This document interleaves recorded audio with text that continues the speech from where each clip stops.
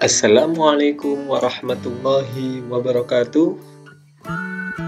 Berjumpa kembali teman-teman dalam pembelajaran sejarah kebudayaan Islam. Hari ini kita akan membahas tentang dakwah periode Madinah.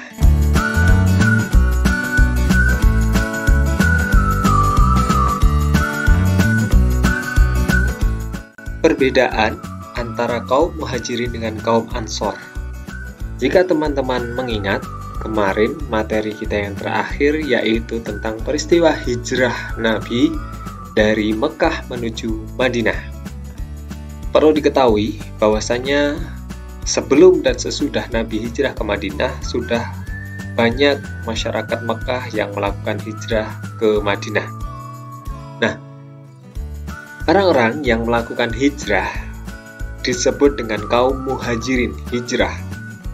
Kemudian di Madinah atau di Yasrib sudah terlebih dulu terdapat kaum muslimin yang sudah disebarkan lewat beberapa khalifah, termasuk juga beberapa dari suku Aus dan suku Khazraj. Kaum muslimin yang asli Yasrib itu disebut dengan kaum Ansor. Masuk dalam pembahasan yang pertama, yaitu kondisi Madinah sebelum Islam. Madinah awal mulanya bernama Yasrib.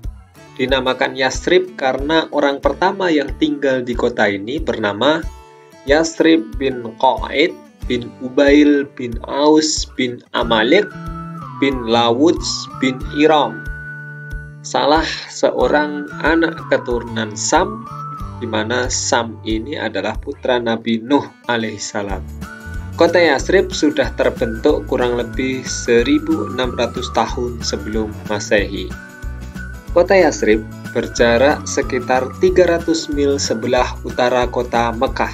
Kota Yasrib merupakan kota yang makmur dan subur dengan pertaniannya. Sebagai pusat pertanian, kota ini menjadi menarik bagi penduduk kota lain untuk berpindah ke sana. Kota Yasrib dikelilingi oleh gunung berbatu.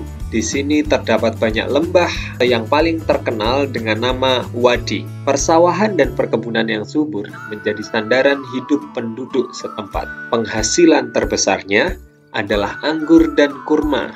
Maka tidak mengherankan jika kurma terbaik di dunia terdapat di kota ini. Komposisi penduduk Yasrib sebelum masuk Islam berbeda dengan kota Mekah.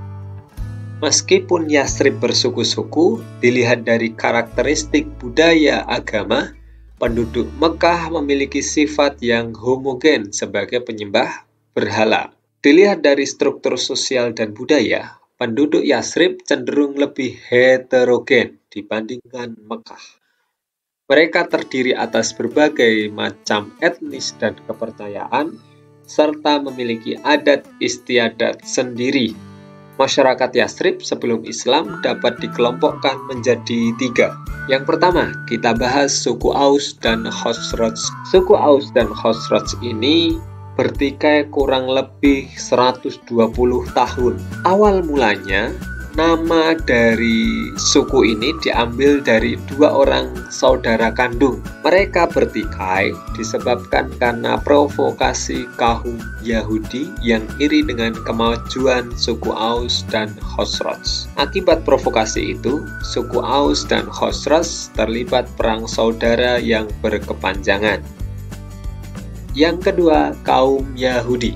Kaum Yahudi tetap memelihara rasa fanatisme sebagai orang Yahudi dan tidak membaur dengan bangsa Arab, walaupun secara bahasa, gaya hidup, pakaian, bahkan nama identik dengan nama-nama Arab. Bahkan mereka juga menikah dengan orang-orang Arab. Secara ekonomi, kaum Yahudi menguasai bagian terbesar dari kegiatan perekonomian di Yasrib. Mereka sangat terampil dalam mencari sumber penghidupan dan mata pencaharian. Kaum Yahudi menguasai perputaran bisnis biji-bijian, kurma, serta jual beli kain. Dalam perdagangan, kaum Yahudi menerapkan sistem riba. Mereka memberikan pinjaman kepada pemuka dan pemimpin bangsa Arab. Dari uang yang mereka pinjamkan, mereka mengambil lahan serta tanah sebagai jaminan. Kaum Yahudi Madinah terdiri dari 3 kabilah yang terkenal. 1 Bani Qainuqa, 2 Bani Nazir, 3 Bani Quraizah. Nah, ketiga Bani kaum Yahudi Yasrib inilah yang menyulut api peperangan antara suku Aus dan Khosroj. Yang ketiga, kaum musyrik. Mereka adalah orang-orang musyrik yang menetap di beberapa kabilah Madinah. Bisa dikatakan, mereka adalah kaum minoritas yang hidup di Yasrib. Mereka punya tokoh yang bernama Abdullah bin Ubay. Sebelum Rasul hijrah ke Yasrib, suku Aus dan Khosraj telah sepakat untuk menobatkan Abdullah bin Ubay sebagai pemimpin kelompok mereka. Kemudian, Abdullah bin Ubay merasa tidak ada pesaing di Yasrib. Maka ketika dapat kabar datangnya Rasulullah ke Yasrib, Abdullah bin Ubay merasa akan dirampas haknya, sehingga dia menyimpan benih-benih permusuhan dalam dirinya. Sebagaimana Allah Subhanahu wa Ta'ala menguji kaum muslimin di Mekah dengan perilaku orang-orang kafir Quraisy, demikian juga Allah menguji kaum muslimin di Yasrib dengan perilaku orang-orang Yahudi. Yasrib yang kemudian diganti namanya menjadi Madinatul Munawwarah setelah kedatangan Rasulullah menjadi sangat terkenal. Jadi masyarakat Yasrib pra-Islam atau Madinah pra-Islam, kalau kita lihat dari perilaku negatifnya, yaitu ada perilaku riba, sering bertikai, kemudian peperangan antar suku, dan juga ada adu domba. Namun, jika kita lihat dari sudut pandang positifnya, ada masyarakat Yasrib bertani, kemudian perekonomiannya juga baik, kemudian tanahnya subur, kemudian komoditas pertaniannya melimpah. Selanjutnya yaitu substansi dan strategi dakwah Rasulullah SAW di Madinah. Awal mulanya Rasul tidak langsung menuju ke Madinah atau Yasrib, tapi mampir dulu di kota sebelum Yasrib, yaitu Quba. Rasul singgah dan tinggal selama 4 hari di Quba. Di Quba, Rasulullah SAW mendirikan masjid yang pertama kali, yaitu Masjid Quba, dan sholat di dalamnya. Kemudian di hari kelima, tepatnya hari Jumat, Rasul menuju Madinah. Di Madinah, sambutan masyarakat Madinah begitu luar biasa. Bahkan menyanyikan bait-bait syair sebagai ekspresi kegembiraan. Ada yang tahu syairnya? Iya. Tola al-badru ya. Tola al-badru alaina. Sekalipun masyarakat Yasrib atau orang-orang Ansor bukanlah orang yang serba berkecukupan atau kaya raya, namun mereka berharap rumahnya disinggahi oleh Rasulullah SAW. Saat melewati satu persatu rumah orang-orang Ansor, mereka mengambil tali unta beliau. Mereka melakukan demikian dan Rasulullah berkata kepada mereka, "Sudah, biarkan unta ini lewat, karena ia yang diperintahkan Allah." Sampai akhirnya unta itu terus berjalan tanpa dipegang talinya, jadi untanya berjalan dengan sendirinya, kemudian sampai di lokasi Masjid Nabawi yang sekarang itu. Nah, di situ itu dulu kediaman Bani An-Najjar, keluarga ibu kakek Rasulullah SAW. Nah, hal itu merupakan taufik Allah kepada sang unta. Peristiwa ini terjadi pada Jumat 12 Rabiul Awal tahun 1 Hijriah, bertepatan dengan tanggal 27 September 627 Masehi. Rasulullah melakukan beberapa langkah atau strategi sebagai metode dakwahnya. Yang pertama, membangun masjid. Nah, selain Masjid Quba yang dibangun, Rasulullah SAW juga mendirikan masjid yang kemudian masjid itu disebut Masjid Nabawi. Di tempat inilah dakwah Rasulullah SAW mulai dilakukan, yaitu dengan melakukan sholat berjamaah, pengenalan dan penanaman ibadah mahdoh, muamalah, dan kegiatan-kegiatan keagamaan lainnya. Dan kemudian wilayah di sekitar masjid menjadi ramai. Pesatnya pembangunan kota Madinah menyebabkan adanya migrasi dari tempat lain. Masyarakat yang ada di sekitar wilayah Madinah berdatangan dengan tujuan berdagang dan tujuan lainnya.